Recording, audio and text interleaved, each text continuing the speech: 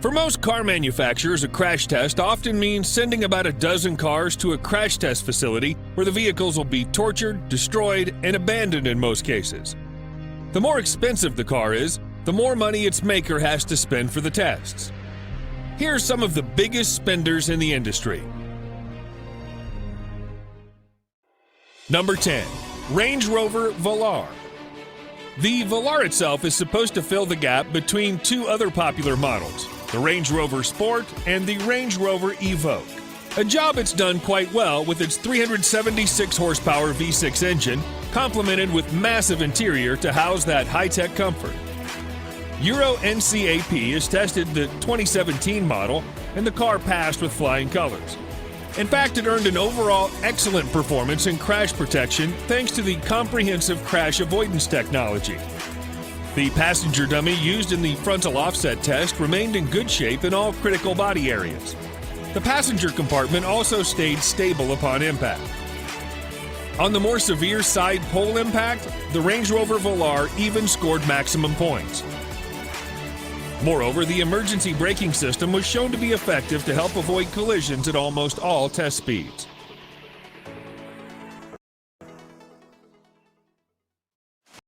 Number 9. Audi Q8. The Audi Q8 shares almost its entire structure with the Q7 and has the same safety equipment as well.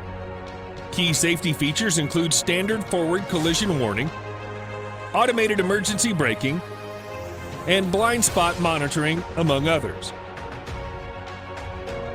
The lack of changes in the safety equipment department is apparently a good thing for the car. The NHTSA gave the 2021 Audi Q8 5-star crash test rating. It earned a perfect score in the side crash test and all its subcategories, and near perfect in frontal offset as well as rollover. The IIHS even named it a top safety pick, which means it has a good safety rating for driver and passengers, roof strength, front crash prevention system for both vehicle-to-vehicle and vehicle-to-pedestrian assessment. Number 8. Tesla Model S. The 2014 Tesla Model S safety rating is perfect. Independent testing by the NHTSA for the model year resulted in maximum points in all categories and subcategories without exception. It is 5 out of 5-star rating for every test conducted. The biggest advantage the Model S had for the test was the absence of a large fuel-powered engine block, giving it a longer crumple zone to absorb impact. On the side pole test, Model S did remarkably well thanks to the deep aluminum extrusions in the car's side rail to distribute force of impact to the entire car body, minimizing effect before the pole hit an occupant. The car had only a 5.7% rollover risk. Number 7. Porsche Taycan. Porsche's first electric car is a sleek CAP gave the Porsche Taycan an overall 5 out of 5-star rating, which is the highest possible score. The car only scored marginal in rear-end collision, in which protection against whiplash injuries on the head restraints and front seats still had room for improvement. The same thing applied to the rear seats. Another problem was also discovered during frontal offset tests, more specifically risk of injuries to child occupants. Protection for critical body areas was good except in the neck, which in a real-world situation could likely be fatal. On the other hand, for side barrier test, Porsche Taycan earned maximum points.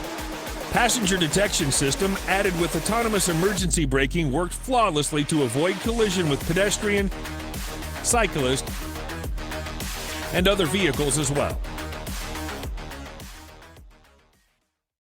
Number 6. Mercedes-Benz G-Class. The 2020 G-Class has not been crash tested by the NHTSA or the Insurance Institute for Highway Safety. In Europe, the 2019 model has been reviewed by the Euro NCAP, and it came out earning a perfect score of 5 stars. In both side pole impact and side barrier tests, the G-Class proved to be a safe vehicle as all critical body areas of the occupant were well protected. For that, it earned maximum points. Similar to the Taycan, automatic emergency braking comes standard in the G-Class. Even when driven at highway speed, the lane assistance system worked very well to prevent inadvertent drifting out of the lane and some other more critical situations. Unfortunately, the chest compression on the driver's seat and frontal offset and fill side barrier test was found to be weak.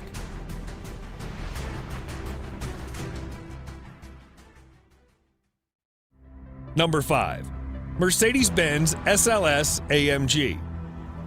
Even by today's standard, the SLS AMG is an incredible machine built for speed thanks to its 6.2-liter V8 that generates 583 horsepower.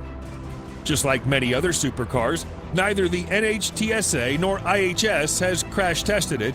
Even the Euro NCAP has no safety rating for it. That said, online videos of a crash test show that the sleek long hood does a remarkable job in absorbing the impact of a frontal crash to the point where the windshield remains intact following a direct hit. An inverted SLS AMG has been tested too to see if its gull wing survived a rollover, and it did. In fact, the doors automatically popped open in the event of a rollover to let passengers escape easily.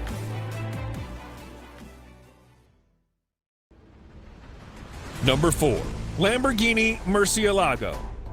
In early November 2010, Lamborghini announced that its Murcielago line came to its end of production. As you might expect, there's no crash test rating from NHTSA, IIHS, or Euro NCAP.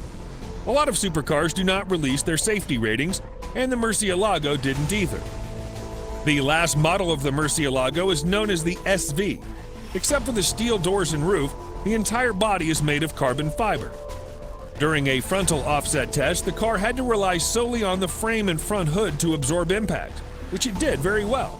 Upon impact, the crumple area was crushed, but the cabin remained intact despite the absence of engine in the front. Number 3. Bugatti Veyron. Crash test for any car model is intended to see how the vehicle reacts to normal usage in the real world, which may include high-speed crashes, rollover damage, and emergency braking, among others. To get accurate data, multiple crashes are necessary. Bugatti Veyron has not been tested by NHTSA or IIHS in the United States and Euro NCAP in Europe, for the obvious reason: it's too much money to burn. Instead of crashing dozens of $2 million cars, Bugatti used only one vehicle for every test, which the company then repairs to perfection for more tests year after year.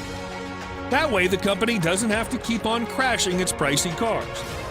Also, Bugatti uses its own crash simulation software to depict real-world collision and generate data from it. Digital tests cost thousands of dollars, but still it's more affordable than destroying a Veyron.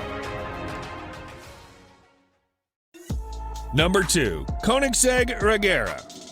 If an automaker is indeed willing to undergo crash tests, it'd take about a dozen cars or so to generate enough data for comprehensive ratings.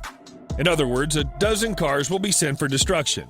For a niche automaker like Koenigsegg, those dozen cars are almost the entire production in any given year, so that's not financially sensible at all. Koenigsegg actually uses only one car for every test and repairs it each time. Most damages are on the exterior panels, which are relatively inexpensive compared to its chassis and other components. Koenigsegg only needs to make sure that the chassis survives every test. That said, there are no safety ratings from NHTSA or Euro NCAP.